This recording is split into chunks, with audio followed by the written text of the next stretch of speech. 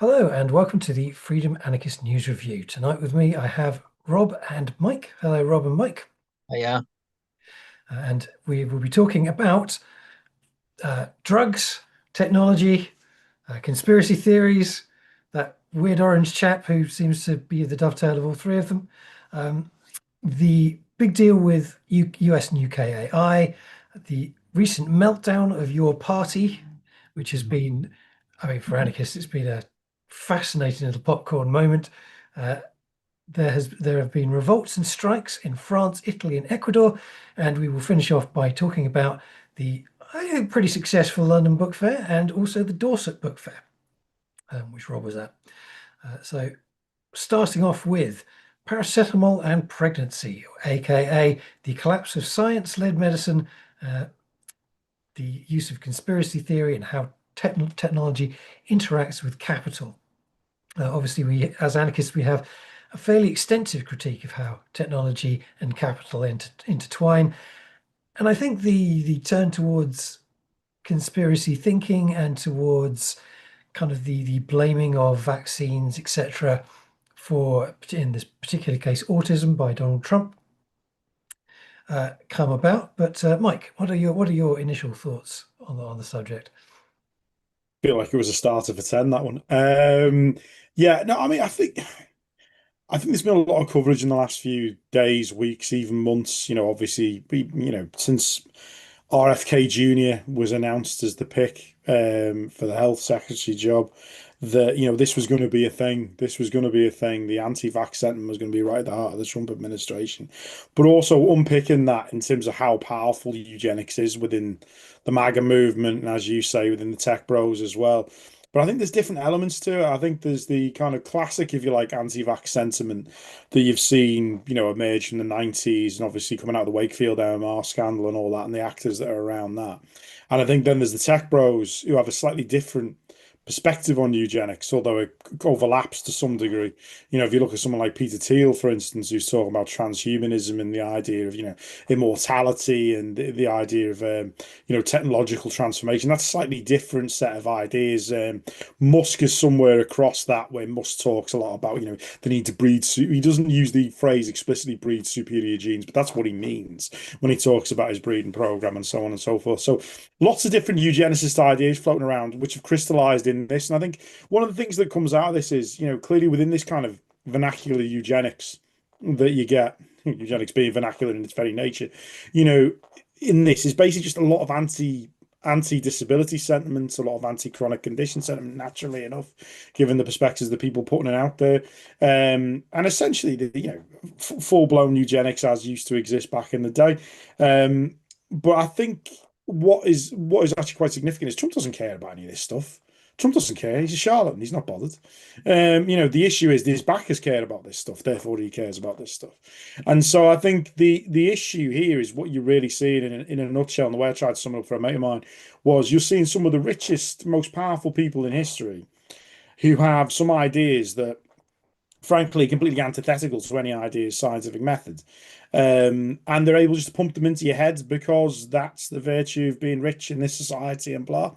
But I think there's lots of different things to unpack, because I do think the tech bro kind of bizarre, series of millenarian theories and views they espouse is slightly different to the RFK Jr. kind of, body perfect. We hate anything that is impure. There's a kind of more traditional fascist eugenics in that, if you like. Whereas what you're seeing from the tech bros is something different, but the two do coalesce. But it's all bad. Clearly, it's all very bad. And just to finish with a little coda, obviously, I used to work for a charity up in North Liverpool. Vaccination rates had collapsed in North Liverpool several years ago, as partly off the back of the long history of what came out of the Wakefield stuff. That had an impact on COVID. Liverpool, I can speak with some authority, became very vaccine skeptic because this stuff had really taken root in some parts of Liverpool in the 90s into the 2000s. And so you've now got children getting seriously ill from infections of measles and so on in Liverpool. And also the separate piece that basically this is the continuing demonization of autism and neurodivergence. So it's all awful, is my perspective on it, which is not particularly very original. But yeah, I mean, the very fact that this is the bully pulpit of the American presidency is now deciding to promote this sort of stuff will only make it worse. Yeah, I think so. There's an interesting the consequences of going on as well. In as much as I think there's one of the things which gets underestimated when people talk about kind of conspiracy theories around, particularly the medical field, um, is that it doesn't draw from nothing, right? So the thing which crops up again and again is thalidomide, um, which, for people who don't know, that was a scandal back in the pre-millennium times, for the most part, in which um, the essentially the misuse of a drug led to pregnancies which the children that were born had horrible deformities. It was a deeply traumatizing moment for an entire generation was deeply traumatized by the experience of thalidomide. And there's also decades of evidence of the same companies, big chemical companies, biopharma companies, um, misbehaving on a number of different levels, either by not bothering to test properly or by hiding things which have gone wrong. And it has built a perception in the public mind, and not incorrectly so, certainly from the perspective of anarchists and anti-capitalists, that a capitalist-led, i.e., big pharma, um, scientific community is more than capable of um, screwing something up or having dodgy consequences and then hiding them from the public. And when you start from that position, which I mean, there's lots of kind of anarchist writing on the subject. I think Corporate Watch's book Tech goes into it, all this kind of stuff, not without getting into the whole primitivism, all technology is bad kind of thing. There is a serious critique of how capitalism has undermined the perceived veracity of its own technology through its prior behavior. And that is then taken advantage of by people like Trump, who, as you say, Trump himself, I doubt cares at all. I mean, infamously, he got the COVID jab and he did implement all of the recommendations of the scientists during an actual crisis, but he still presents himself as skeptical on the subject and presents a kind of vacillating, well, this was one of the greatest things I did, but also, are vaccines a good thing? I don't know. He's very much have his cake and eat it kind of situation, but it does draw on a genuine screw up from capital. And it's a screw up which, does specifically lead into how big tech works as well. When we talk about the skepticism towards Musk and Tesla and all of this sort of self-driving AI, all the rest of it, the majority of that is a well-founded view that the people in charge of these things do not have our best interests at heart and are all about maximum profit, minimum effort, and zero responsibility or accountability. Can I jump in there just Yeah, of for a course. moment, Simon? Because you're making some very interesting comments, and there's one thing which is coming through here, and we're all three going to be very strongly agreed on this, I'm sure, and that is Trump doesn't care.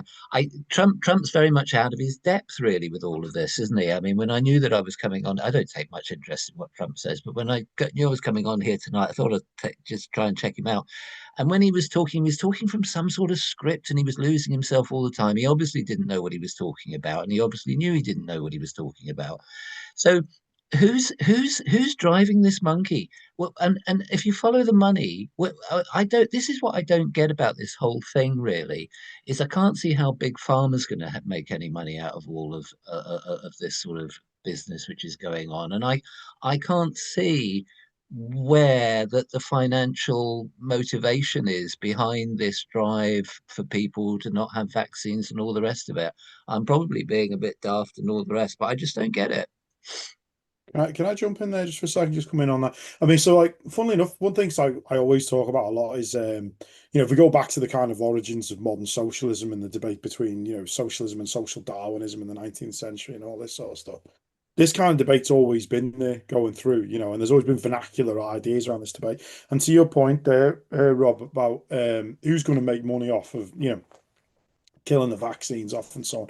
I think it's actually beyond that. I think so I think Big Pharma actually, I think Simon's point is absolutely valid. Big Pharma has done really bad stuff over extended periods of time, continues to, even if we take aside from not doing trials properly, not looking after people correctly, putting vaccines or putting medications often rather than vaccines out there that aren't actually helpful or whatever.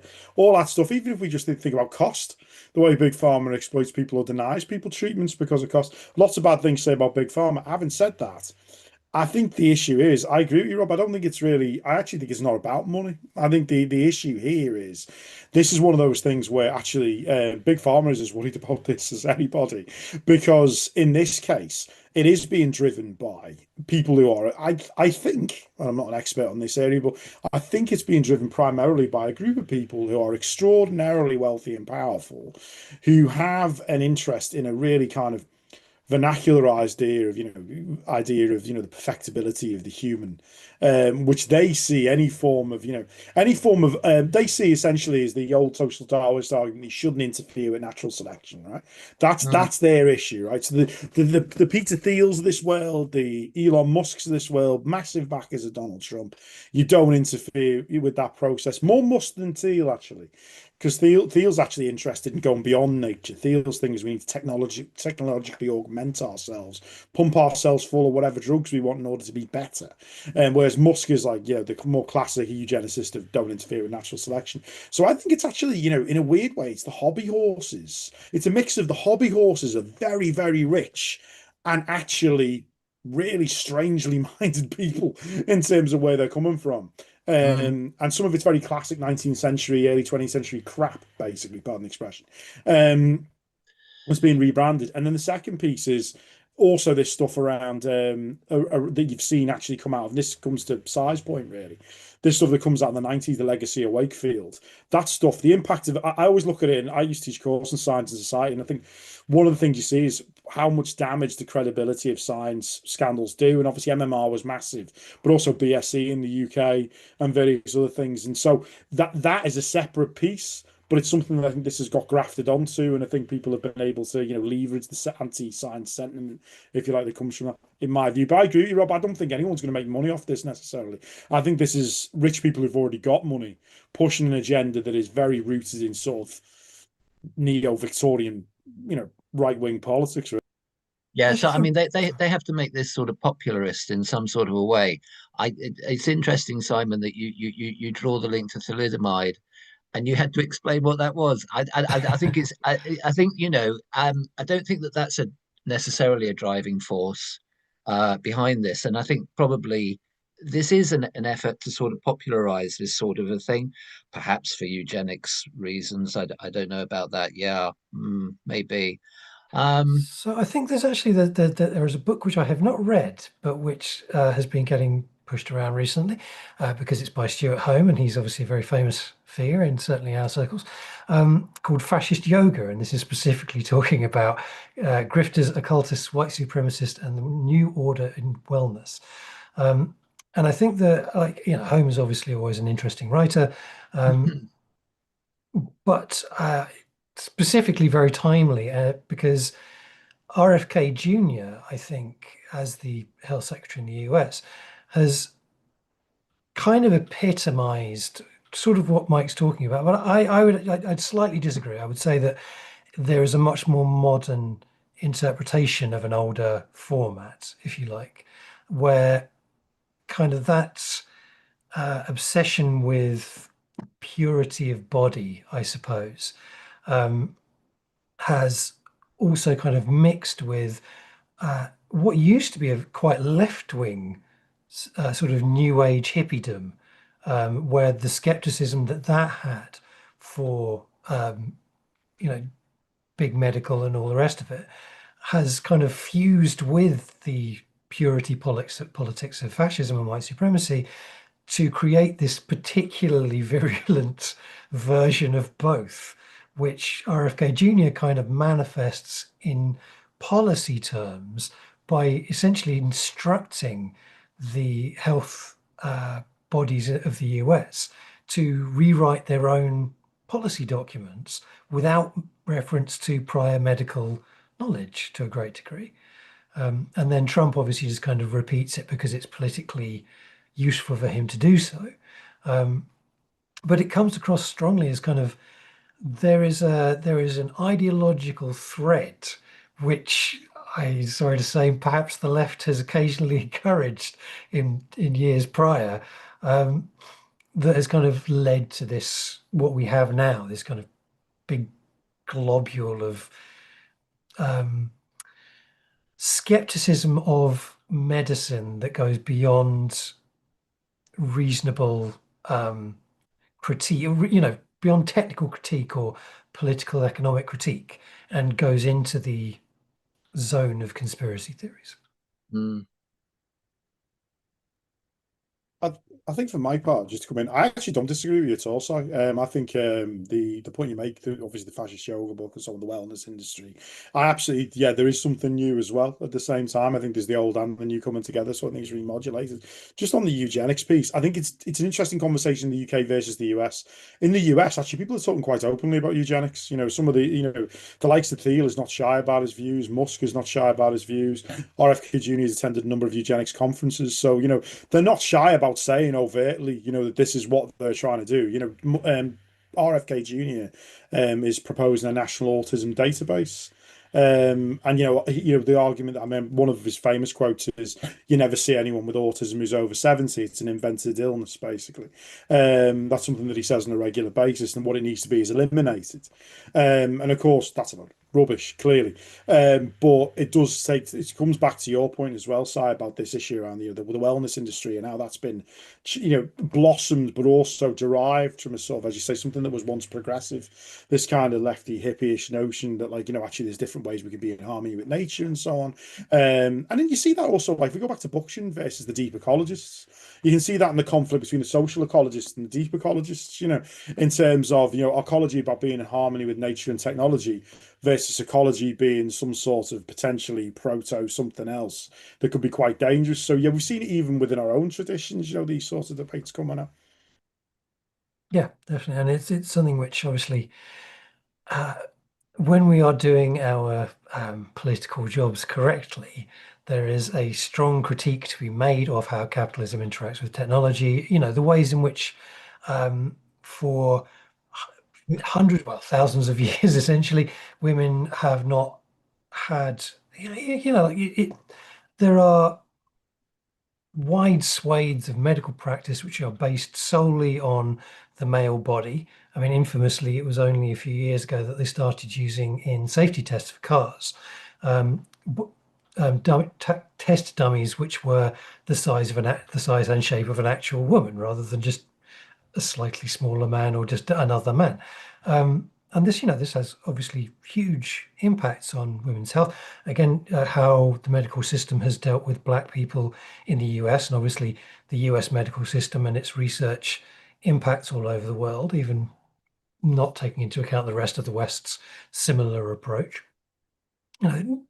There are strong critiques to be made from a non-primitivist anarchist standpoint, which really we should have more of in the broader conversation, but they get buried by this kind of constant flack that gets thrown out. I mean, one of the things with this, for example, there's a very simple rebuttal to the idea that Tylenol has created autism, and that is that Tylenol becomes, or paracetamol in British English, becomes popular in the early 1970s. The graph of autism, the diagnosis of autism, starts to rise from the late 70s, but it's a relatively smooth graph, and the vast bulk of the growth is post 2000s. I mean, I think the late 1990s to date, that has been by far the largest part of the growth. If paracetamol or Tylenol had been responsible, what you would have seen would have been a huge jump, a huge spike quite early on, when people started having kids whilst still taking paracetamol in, let's say, the late 70s, early 80s, and then an evening off after that because the diagnoses would have been started. None of that happens. And this is such a simple, you know, like just looking at these graphs is such a simple way of saying, well, yeah, obviously these two things don't match up. And yet you've got the President of the United States of America and the Health Secretary both putting this forward as though it's a fait accompli. And it's an astonishing lack of any critical thinking going into the process. And that's, I suppose that's like if the left is going to fight back against or debunk or reorient this thinking, then I think it's quite important on our part that rather than sort of saying, what we can't do is say technology is great, science, the vaccines have saved hundreds of millions of lives, which yes, they have, and everything's hunky dory, and there's no problems at all, and there shouldn't be any critiques of science. We've got to be able to sort of say there is a critique, but that critique shouldn't mean that you're just throwing everything out without really thinking about it or interrogating it.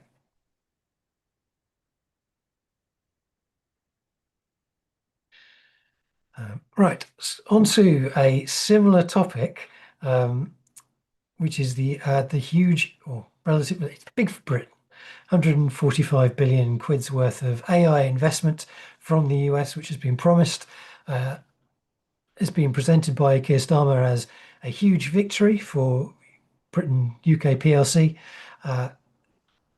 The obvious response is what is in it for the tech companies, and how is Britain getting screwed over, because this is big tech and they don't do anything for giggles.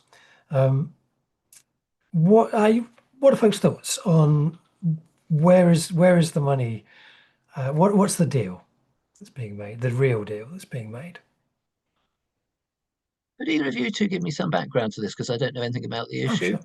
Sure. So the basic background, when Trump did his big trip round, protests, yada yada, one of the big flashy news item that came out of it was Trump and Keir Starmer agreeing to a big deal on technology companies investing in installations and facilities in Britain. So this, I think it was going to be something like $145 billion and 35,000 jobs was the headline figure. Although, as with all of these things, when you break it Installation down, facilities, are these database farms? so yeah, so the vast Okay. majority of what's being built by Microsoft and Google and Meta and OpenAI to a degree are server farms. Okay. So yeah, all the technology which is driving AI research and the creation of things like ChatGPT and Grok and all that kind of stuff. Obviously, there are significant criticisms of AI research and production that's going on at the moment. The largest of which is it's intensely energy hungry and hugely water hungry. So there's been quite concerning reports, particularly of companies like Meta building these server farms in countries which it's cheap and it's low planning regulations and also water stressed. So they're using vast sums of water which are actually needed for other things, agriculture and people washing themselves and drinking. It's unclear at the moment where those investments would go, whether they'd be taking up water from, obviously the north has more water than the south, but quite often the south has more electricity, or Scotland has wind power. You're talking about this country at the moment, are you? Yes. Yeah. Okay. So the UK quite likely would be the site of very large energy intensive, water intensive server farms, which then it's entirely unclear what we get out of it after the initial building phase. So 35,000 jobs, I could see quite a lot of those being in construction. But once you've actually got the buildings built, how many jobs that creates is unclear. It's unlikely they'd be paying a lot in tax because the profits would all be whisked away to the US. Um, So, Simon, so do you know what is the role of governments in all of this? Is it just a sort of a diplomatic initiative between Starmer and the president of the US? Why can't these companies just sort of come in and start building up their data farms and things? so the the PR version is that this is a diplomatic coup and everybody is working together towards a common aim. I would suspect the less PR version is big tech has been hunting around for good locations to put its stuff. It has had a word with the US administration, and the two of them are leveraging the UK's desperation to be busy mates with the US to get a good deal. Yeah. The US doesn't do anything. Like the idea that the US is in any way generous is Yeah. should be long since dead by now, but some people still like to push it. Um, we Thank you do have very a much. You've explained that very nicely. oh, I thank think you. I feel no, I'm following what we're talking about a little bit now. Yeah, cheers. We have a comment on our YouTube from Barry. It will be the final nail in the coffin for government services being privatised. Fait accompli with the integration of AI. Hard to believe it could get worse, but yes, it will. Yeah, I mean, pretty much. I think that's pretty Well, decent just summary.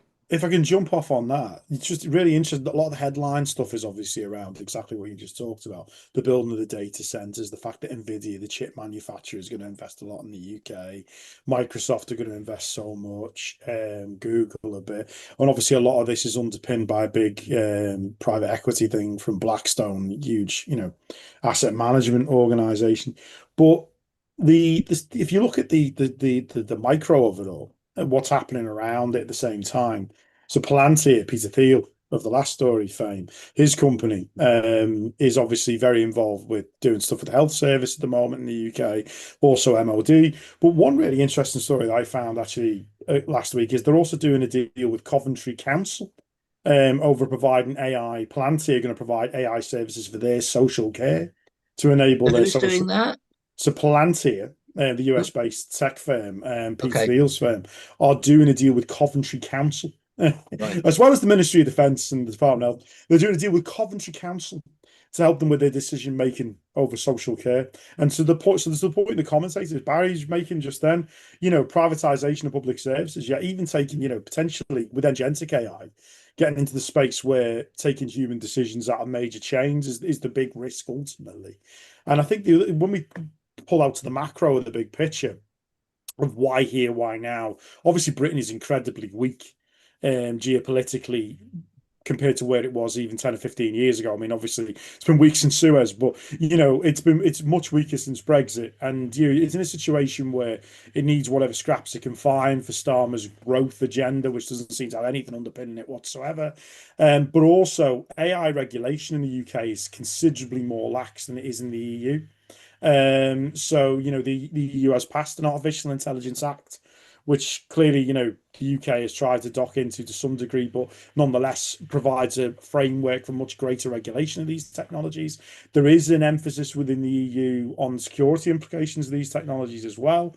And so, if you look at somewhere else that the US can do business, the UK is great because the UK is in a really bad position in terms of projected growth. So it needs help. So it seems. And it's got a willing, essentially vassal state government in the British government that will plow their way through planning regulation and find ways to get data centers built in areas of outstanding natural beauty. Maybe not quite that bad, but in lots of places where they shouldn't probably be built. And so, in some ways, we're the ideal victim, I think, for the US in this situation. And go to your point, Simon. I think that's the the Environment Agency, I believe, were warning prior to this deal being signed of the dangers in terms of water shortages in the near, the short to medium term, because obviously climate change, but also the fact that, let's be honest, privatized water industry has destroyed much of British water supplies and the ecosystems.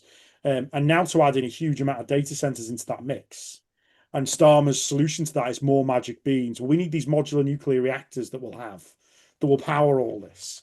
And it very much reads to me like, when the Eagle came back out in the 80s and Dan Dare part of the future, on the Britannia, we're going to have all these wonderful modular nuclear reactors that we're going to put everywhere.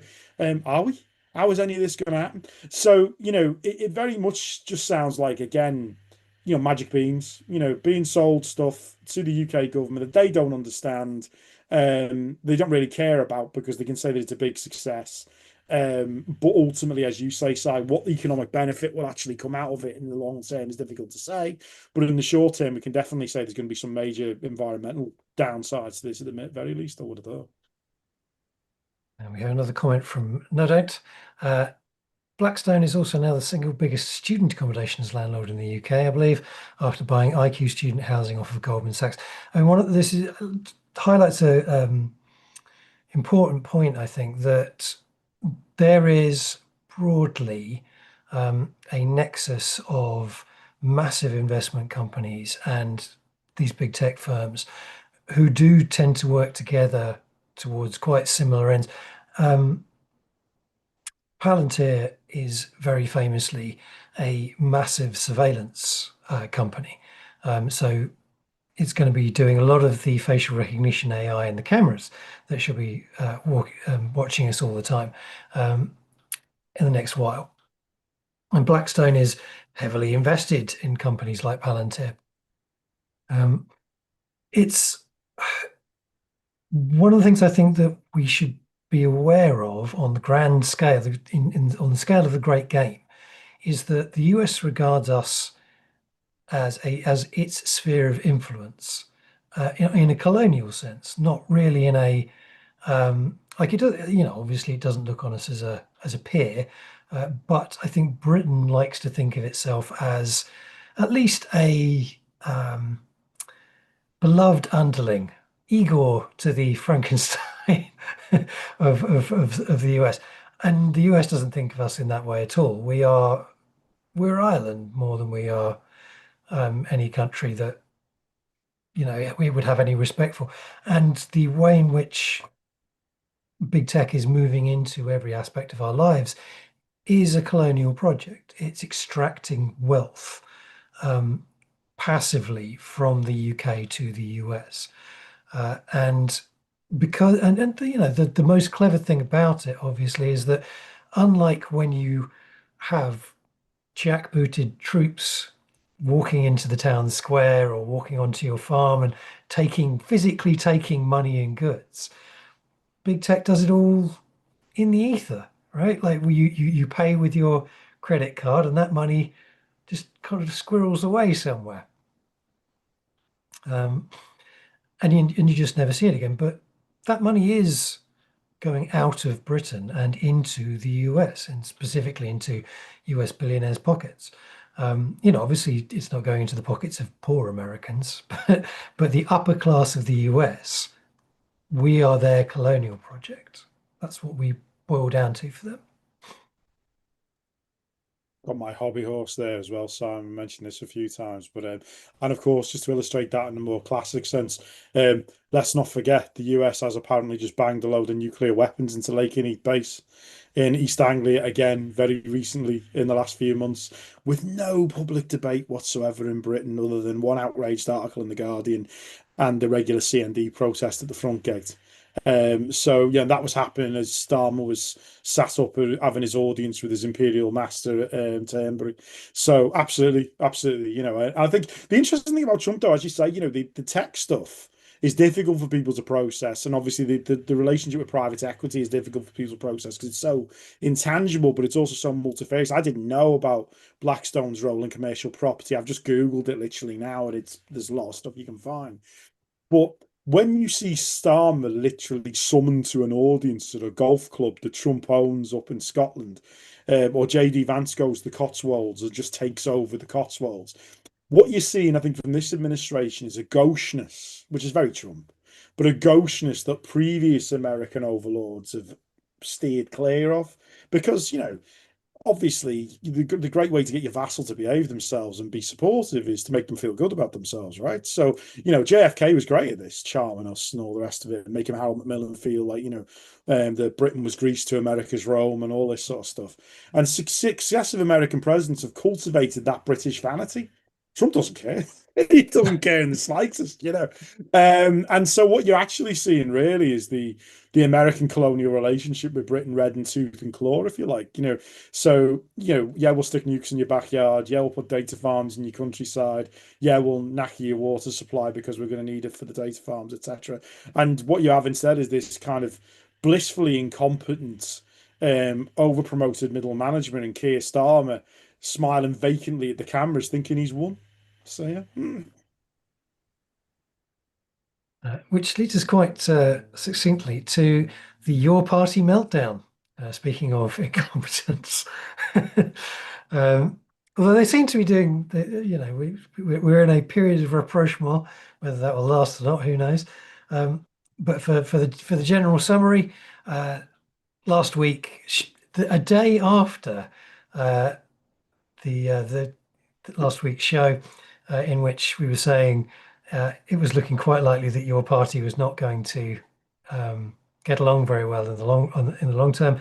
Everything detonated when Zara Sultana unilaterally sent an email out to the entire 800,000 newsletter email list, saying, please sign up to your party now, followed shortly afterwards by Corbyn and the other four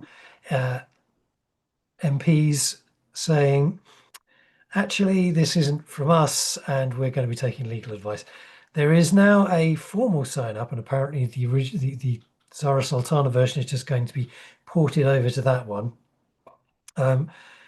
But my initial response was very much popcorn, sat in a chair going, oh goodness, this is fun, from an outsider perspective. But it was, it didn't take me long to start thinking, well, actually, this is really quite sad, because there is a huge swathe of the country now.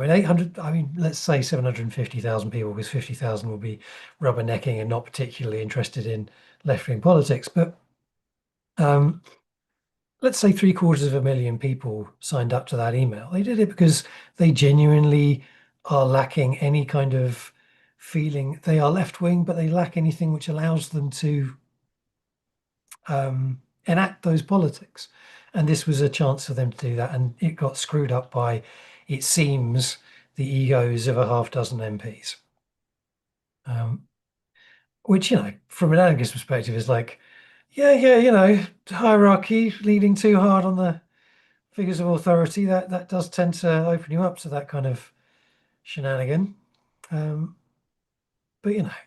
a strong left is a strong anarchist movement to a great extent, because we draw an awful lot of our people from the slow trickle of disillusionment. But you need something to be disillusioned from. And your party's collapse in that sense doesn't do us any favours particularly either, I don't think. Yeah, I think that's a very good point that you're making there. A strong left's a good thing for us. It wasn't so very long ago that Corbyn was the leader of the Labour Party. Seems like ages ago, but it wasn't so very long ago. And there was a certain atmosphere around his leadership of the party, which I think did us some good.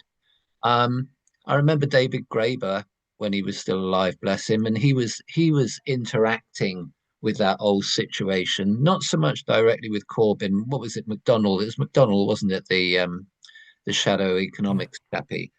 And people were talking about anarchists and all the rest of it, and the other in the Labour Party. We were almost being taken seriously.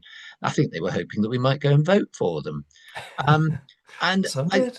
but I mean, absolutely. And I mean, but it was not a bad atmosphere. It was a damn sight better atmosphere than we've got at the moment, I think. Anyway, not particularly because of Corbyn, but I think because of the just general sort of flow of the political atmosphere when you get things like that happening. It's a chicken or egg situation, really, isn't it? But Corbyn got there almost by some sort of a fluke. He always put his name forward, didn't he, at every single leadership election, and didn't all the Tory party sign up as members of the Labour Party because it only cost them a quid to do so, and they all voted Corbyn, and he became I don't know, whatever happened, and all the rest of it. But those were good times compared with where we are now. I remember the book club that we were in, all these Corbynistas around me, they were all quite interested in the Rojava Revolution and goodness knows whatever else. And now we've got Mr. Starmer in place, and it's all gone tits up, hasn't it? I mean, there's a little bit of Schadenfreude with this new party business, as far as I'm concerned, because it's not so much the two names which are headlining it, it's the people in the background, really. And it was under Corbyn as well, all these momentum type people and all the rest of it, which fuck things up and fuck it over at the end of the day. And they're still there, and all the rest of it and the other. But I do take your point, Simon, very much. I think, when 800,000 people say, hey, yeah, this is an idea, let's follow this through, let's find out what's going on. And then all of a sudden, the thing goes so tits up so quickly. I mean, you might predict it was going to happen 2 or 3 years down the line, but it happened 2 or 3 weeks down the line. I mean, these are a bunch of clowns in that sort of a sense. Sorry, that's my 2 pennies worth anyway. I have to say, I agree with you, Rob. I think on both parts of what you were saying, I think the first part, just in terms of when Corbyn was leader of the Labour Party, there was a kind of flowering for a moment in terms of intellectual space as much as anything else. We were getting a hearing in for some of our ideas. I think it's absolutely right. I mean, one thing that struck me was, I think, there was even a bit of an interest from mainstream publishing houses in our work all of a sudden. People started to get involved. Like, obviously, as you say, David Graeber had a load of books come out during that period, was getting in the LRB, was all over. So there was a lot of purchase there, which has not quite been the same since that period. So I think that's right. I think the second piece, yeah, just also, yeah, both agreeing, both of you really. I think it's easy as an anarchist to look at it and go, oh well, 'twas ever thus sort of thing. But at the same time, it's, as you say, Simon, it's 750,000 people who quite honestly have been trying to, influence politics in what they see as a positive way. And instead they're being let down by, elected politicians effectively. But I also agree with what Rob was saying about the kind of apparatchiks in the background of this thing. And, part of the problem that caused Corbyn so many problems is some of these figures that were around during the Corbyn movement and, created some of the kind of factional infighting. They really could not afford factional infighting because of how embattled they were from the outside. But nonetheless, they are still there and they're still fighting these battles and they're still keeping scores. And, that's deeply unfortunate for them. I mean, I did think, going back a few weeks when we were talking about Polanski, I did think Polanski must be rubbing his hands with glee. But, because I did pop into the Guardian letters page the other day, for me sins every now and again. I need to test drive the paracetamol. But when I popped into the Guardian letters page the other day, and there were several letters all on the same theme, which was, well, there's no point in your party. Obviously, the Guardian's never been sympathetic to Corbyn anyway.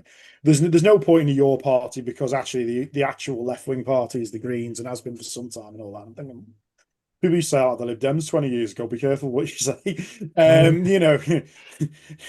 Be careful. The proof will be in the outcome. But I did think that Polanski obviously would be looking at this and thinking, okay, I've got a clear, consistent. This is who I am, where I'm at. So we'll see. Although I have noticed just subtle moderations on Polanski's part since he's become leader, as he started to make some initial compromises. We'll see how that pans out. But yeah, no, I thought it was sad. I agree with both of you. I think it's still sad. And actually, I cracked a joke about it when it happened.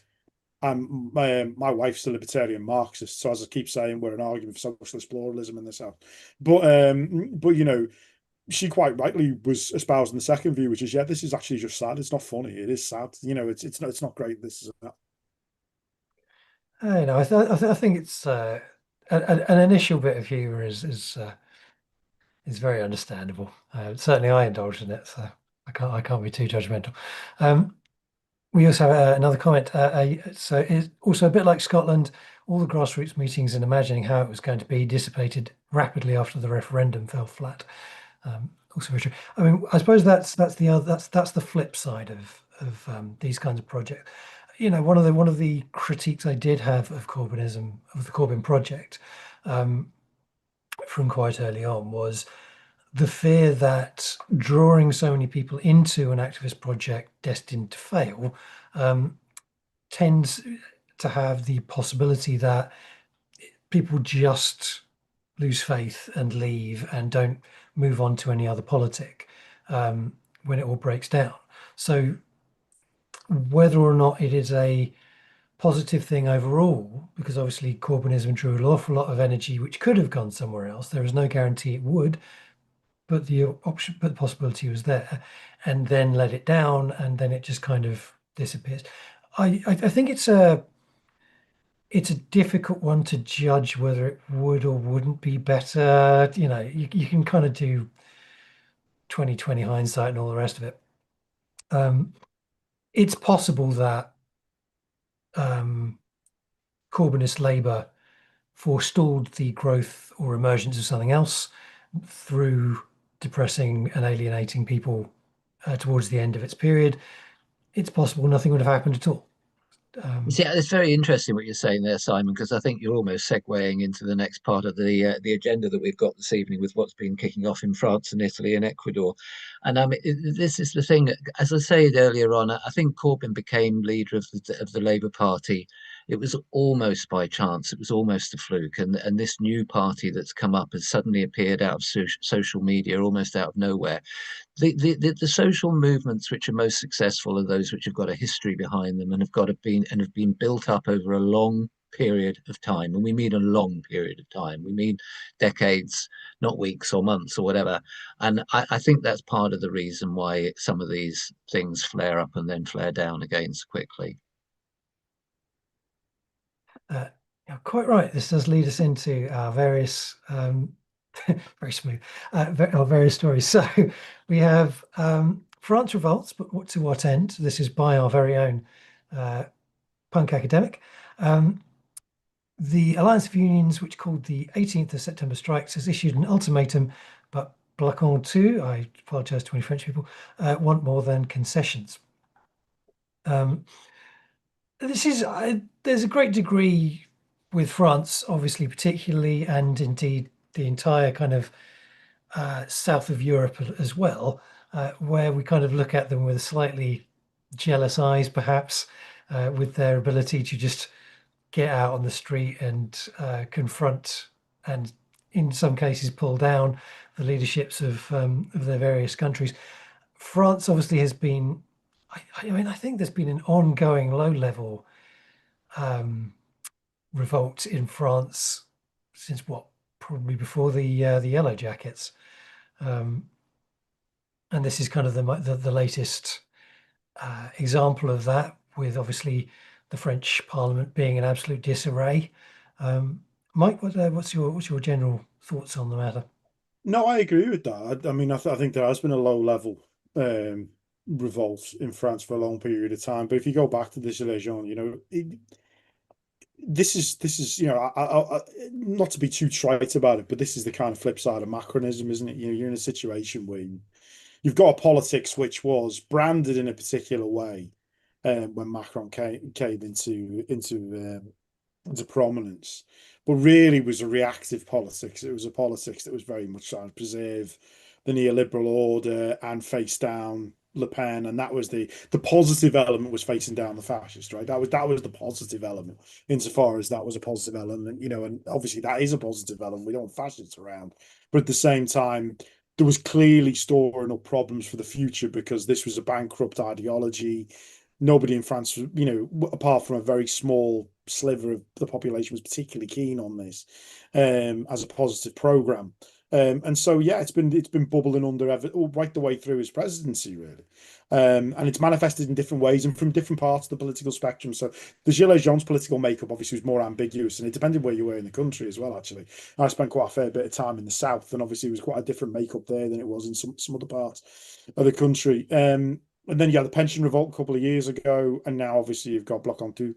I think the interesting thing with this is that, for me anyway, looking at it as an outsider looking in, is the tension between, the kind of street radicals who are trying to do some sort of spontaneous mobilization vis-a-vis the kind of traditional union organizations that are trying to recapture the initiative now.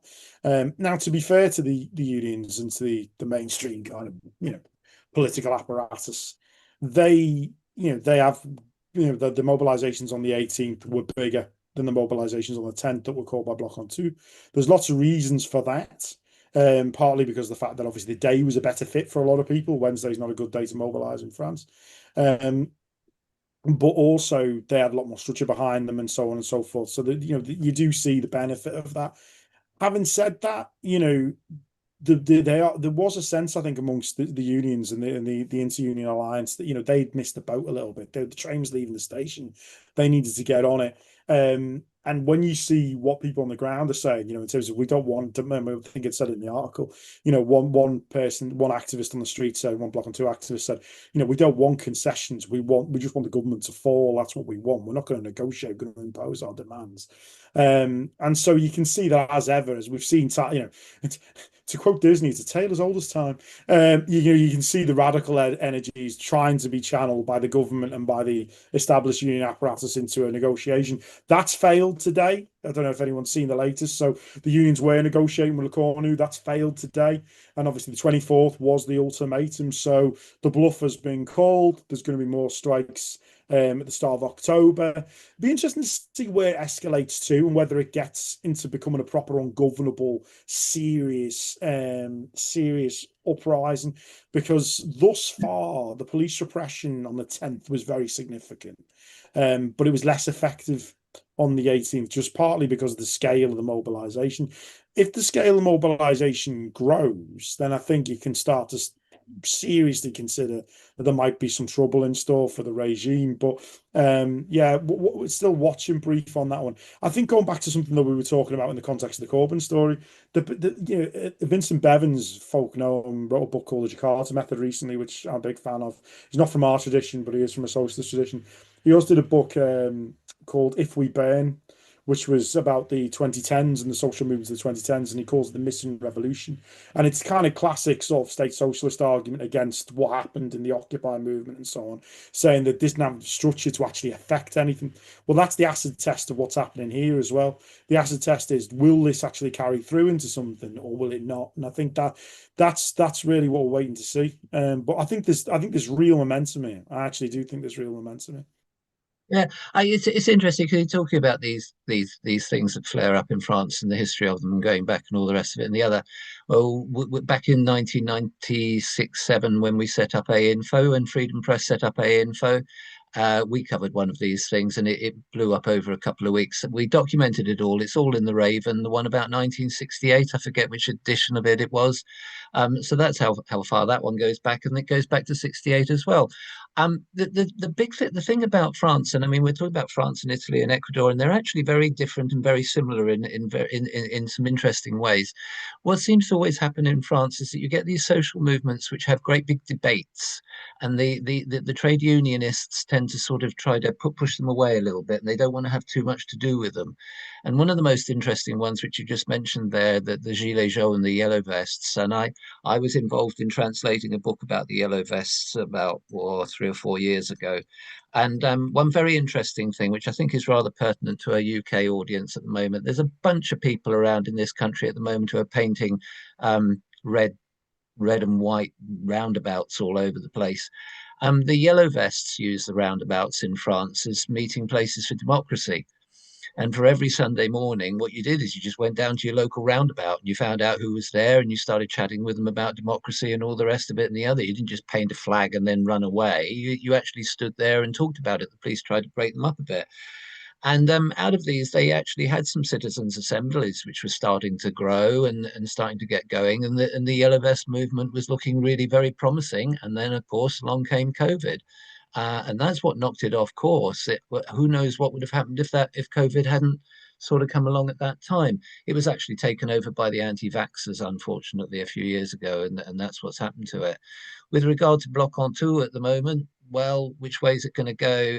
My guess, they will be shot down in 2 or 3 weeks' time. I don't think it's going to get traction. I don't think it will keep going. I think it'll probably go the same way as the pensions one 3 or 4 years ago, because I don't think it's got that level of I don't think it's got that level of debate underneath it, which it needs to have in order to drive it forward, like some of the movements in France did have, going back to the Commune of Paris and all the rest of it and the other.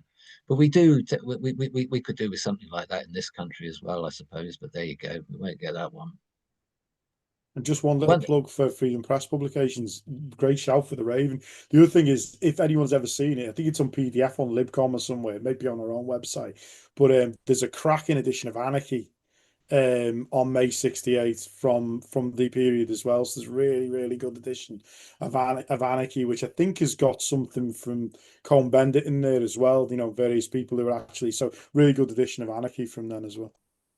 well, yeah. I mean, there used to be some all the old anarchists were put together and they were in the shop. They were in these yellow hardback volumes. I don't know if they're still available in the shop, and if they're still there, they make We've great run out. reading. At some point, we will probably review them. However, if people do want to try and get hold of Anarchy, they are, as far as I know, the entire set is now available at Libcom Ah, in a digitized format. I was speaking to somebody at the Radical Book Fair in Dorset on Saturday who reckoned he had a whole load of copies of Oh, look at Anarchy. that for a segue. He was older than Absolute me. professional. How was the Dorset Book Fair? Well, don't get me going, and I will, but I'd love to. But should we? Do you want to do Italy and Ecuador first? Because you've got Oh yeah, some we interesting. can very briefly do Oh, don't be Italy. too brief about Ecuador. That's the most promising one. But I don't know much about the Italian situation. The Italian one, it's an interesting one. As far as I know, the first general strike for Palestine globally, which has blocked ports, schools, and transport. We had an article in on Freedom by Christina Sykes saying that the mobilization expressed solidarity with Gaza, opposed the Israeli war machine, and denounced the rising military economy at home. It was taken on by 5 base unions. So these are grassroots unions, essentially. The USB, CUB, SGB, ADL Varese, and UCCIT. And for those who don't know, UCCIT is so you have the IWA, or which is famously the International of the Anarcho-Syndicalists, the CNT most famously. CIT is a more recent phenomenon made up in part from groups that have left the IWA, including the SAC in Sweden, the FAU in Germany, and USI in Italy. And so USI is an anarcho-syndicalist or revolutionary syndicalist union. And the slogan was "Block everything with Palestine in our hearts." It was very heartening to see on the Freedom Press News website when I had a look at it earlier this evening that the top 4 stories, 3 of them were about people trying to do stuff and to take back control of the situations that they're in. And the 3 that we're talking about at the moment, I think the other one of the 4 was also something quite upbeat. It's great to see that sort of stuff on the Freedom Press News site. I have to say that. Can I just jump in on the Ecuador one just a little bit here, because these the main organization which is behind this, CONAI, as I suppose you pronounce it, they've been kicking off over decades now, and they've brought governments down and they've achieved things which is unbelievable. And I mean, they're not just making demands on the government, they're doing that, but they're not just doing that. They're telling the military to get out of their territories, and they're doing something about it to actually bring these things about, make it actually happen. It's a very interesting country, Ecuador. It's a small country, I suppose, but they really do have a history, and that's what I was saying at the beginning of this whole thing. If these things are going to have traction and if they're going to work, they've got to go back over generations in order to be able to get there. And they're obviously not quite as successful as the Zapatistas in America, in Mexico, but there are very interesting social organizations going on all over South America, which do give one a little bit hope for the future. What's the name of that guy from Uruguay who writes about them all? He's one of the autonomists, Zal something or other. can't remember his name, but I'll see if I can get it off the bookshelf behind me in a moment. But he's very well worth reading. And also John Holloway, he goes on a lot about the Zapatistas, and he's well worth reading. I know that they're a little bit on the other side of the fence because they're autonomists and all the rest of it and the other, but they're a little bit closer to us than Nigel Farage. And yeah, you know, they're kind of okay guys and all the rest of it. You mentioned actually there the book If We Burn, which I'm struggling my way through because it's on our book club and we've got to read it for December. I might get it done by then. I'm halfway through and I'm not really very well impressed. The guy overlooks the Zapatistas. He overlooks the Rojava revolution in Syria. He's almost looking for bad news. He is a journalist, so I suppose that's what he does. But he just, you know, doesn't sort of try to find any of these stories which are a little bit uplifting and a little bit giving of hope in hopeless times, as John Holloway would have probably put it, and things.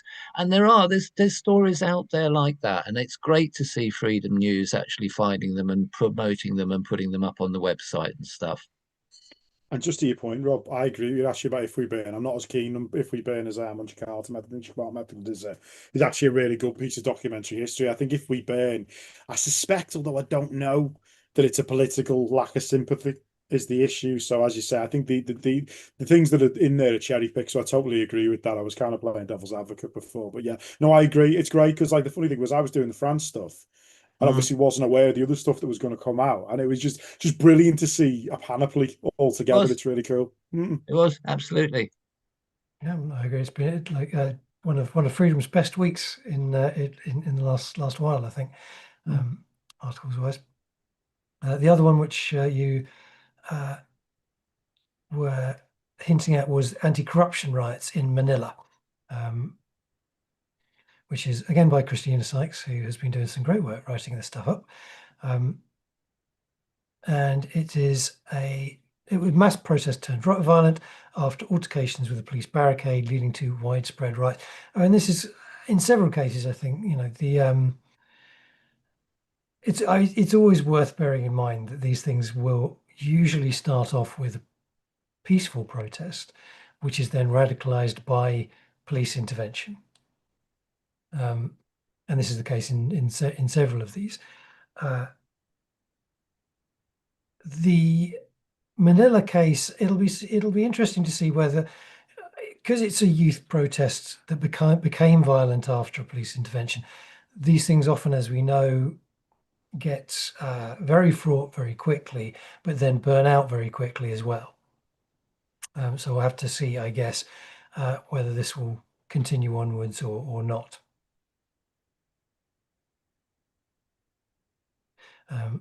But it is based in the corruption scandals, and the Philippines has had ongoing protests against corruption for quite some time. So,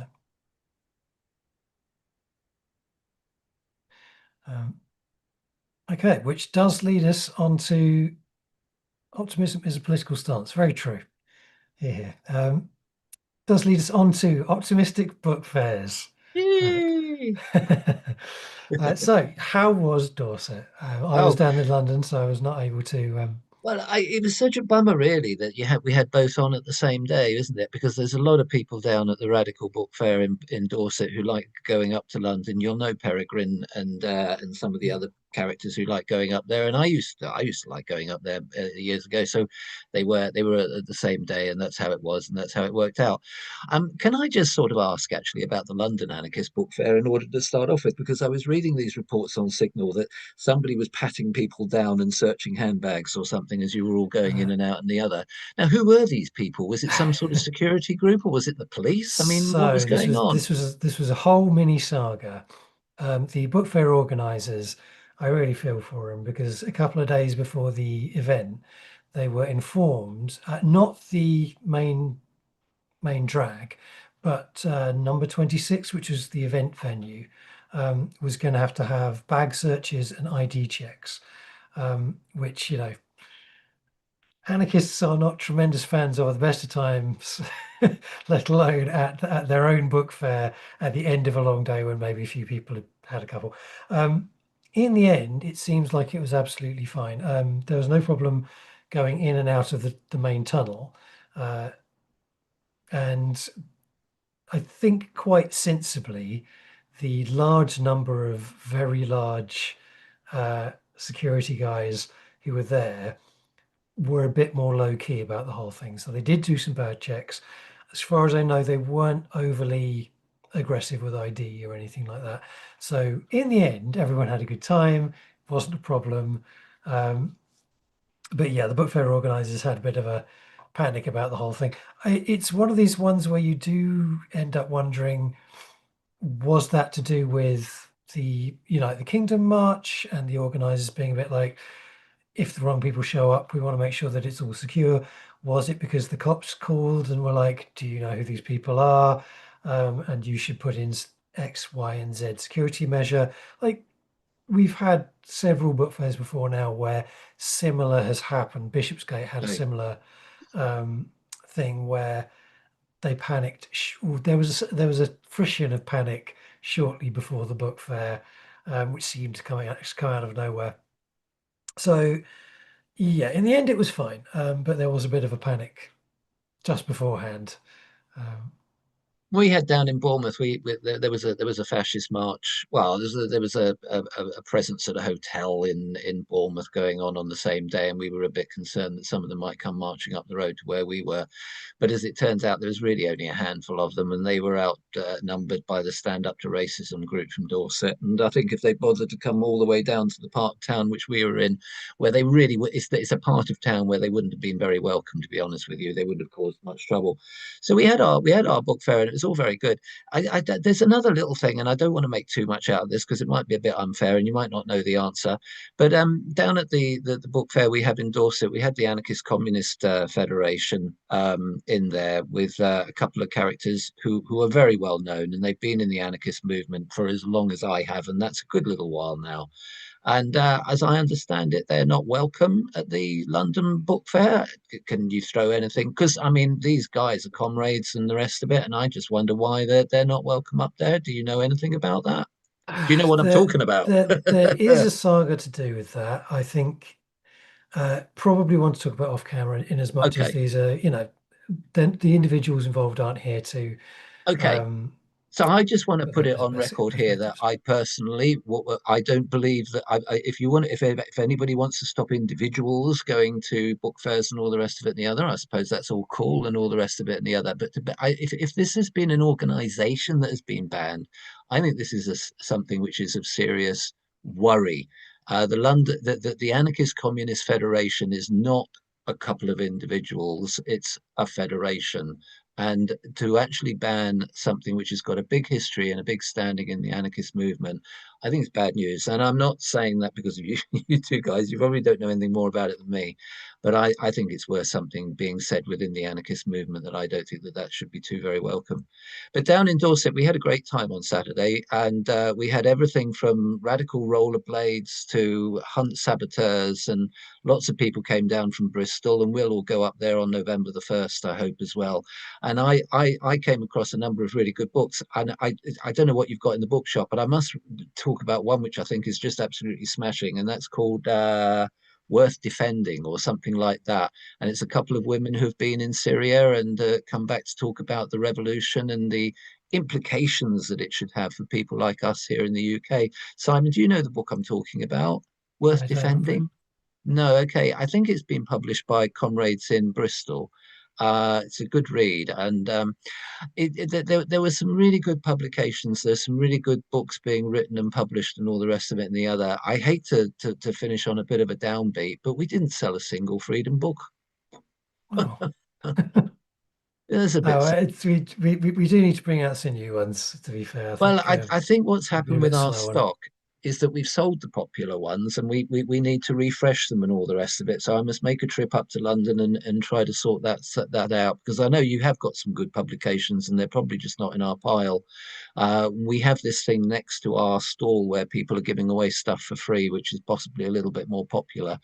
But yeah, it wasn't a good sell day for Freedom Press on that particular No, day, I have to say. yeah, I'm sorry to hear that. I mean, we had a very decent sales day Oh, that's good. at that in London, and it's also, I will say that saw at least a few in fact, I think came across 4 listeners, which is probably the entire coterie of people who watch this show. But yeah, it was on the whole very busy, and I think the good thing about the venue, which I was both plus, I was both pro, and I was ambivalent about the venue, in as much as I thought that the positioning was good. Because obviously right next to Waterloo Station, and it's a thoroughfare, so you do get a decent connectivity going. The whole being in a tunnel covered with graffiti thing did feel a little bit anarcho Disney, but in the end, it wasn't too much of an issue. I think it was well worth having access to people who very different crowd from what you would usually see. Quite a few. I was handing out papers, the Freedom Journal, at one point, and there were a succession of properly suited and booted business types who were sort of pushing their way through. It's just not the sort of thing, but which sort of gives you an idea of kind of the range of people who were passing through on the day. But that also meant that there were a lot of people who were just sort of vaguely interested, who would otherwise, I think, not have come across anarchist ideas at all. And that's, for my money, that's probably the best outcome possible. It's great. The book fair is a fantastic way to see old comrades, and it was very unfortunate that I think it was either last year or the year before. Dorset and the London Book Fair had the same day in October, and Dorset then changed its day to September to avoid the book fair, which then, due to circumstances beyond its control, had to move to the same day. It Right. sort of seemed almost a bit. Get into conspiracy theory really Yeah, quick. yeah. Mike, what happens up in Liverpool? Do you get anything around News from Nowhere or something like that? I don't know the scene very well up there, only a little I'm not tiny up bit. there anymore, actually, Rob, to be Oh, honest. So I'm down in East Anglia these days. So oh, hence my interest in what's going on at Lakenheath. But so I'm not as familiar with what's going on currently. I mean, there certainly was a book fair taking place in Liverpool. I've been up to the Manchester and Salford one a couple of times, right. and that was doing very well. The last time I was there, although having said that, they did invite me to speak about my book, and I went, and about 3 Eh, people went to my talk, which was great. I really appreciate that. But also the bit that really did make me happy was when they said they nicked it. When they said, "Yeah, I didn't buy your book, I robbed it," and I was like, "Happy days," So that was all right. I was happy with that. So yeah, no, I think there's still a fair bit going on. But I think going back to sort of an allegory to not analogy to what you were saying about the Gilets Jaunes, I think COVID did a bit of damage to a number of events that were happening, and obviously in-person events going and so on. And just to your point before, I don't know anything about what people Dorset or anything like that. I don't know who's what or who. I think the only thing I'd say is just about collectives. Obviously, I'm not on the Book Fair collective, and I wasn't at the London Book Fair. So the only thing I'd say is that obviously decisions to exclude people, include people, that's obviously up to collectives, isn't it, to make, and obviously what they want to do. But I know that I think about 7 or 8 years ago there was some stuff in London around transphobia. I think there was a big issue there, and obviously yeah. some people were excluded because of that. But no, I'm not privy to that. But just on the scene, I don't know. I don't know what's going on in Liverpool at the moment. For shame, for shame. I must admit, I need to get my head to the ground a little bit and find out. The Manchester one's in November, the book fair, I think, and then there's one up in Newcastle as well. It's all travelling show, isn't it? Really, it's all you go. You can probably live Yeah, I looking don't at know the where I don't know. fairs. Rob, do you know The where the Manchester one's happening this year? Because I, it happened at the People's History Museum a couple of years ago. It was really good. no, I don't. I could find out probably fairly easily. we have I wouldn't. Anarchist Bookfairs list Yeah, on no, the there you are. You website, do. which You I have will got It to put is go in and the it is see. a notes. bit awkward though in the Mm. People's History Museum, to be fair. It is a bit awkward though because I do like the People's History Museum, but obviously they were forced to include Margaret Thatcher as one of the radicals. Which makes me uncomfortable. But then the other bit that made me uncomfortable is if you actually go through the stuff on the Spanish Civil War that's in there, guess who doesn't get a mention? Have a wild guess. So yeah, that makes me a It little is uncomfortable. But it's a great indeed. space. It is a Sorry. great space. It is indeed at the People's History Museum on November the 8th, 10 a.m. to 4 p.m. The next one that's coming up, in fact, which should probably be mentioned, is on October the 18th in Peterborough.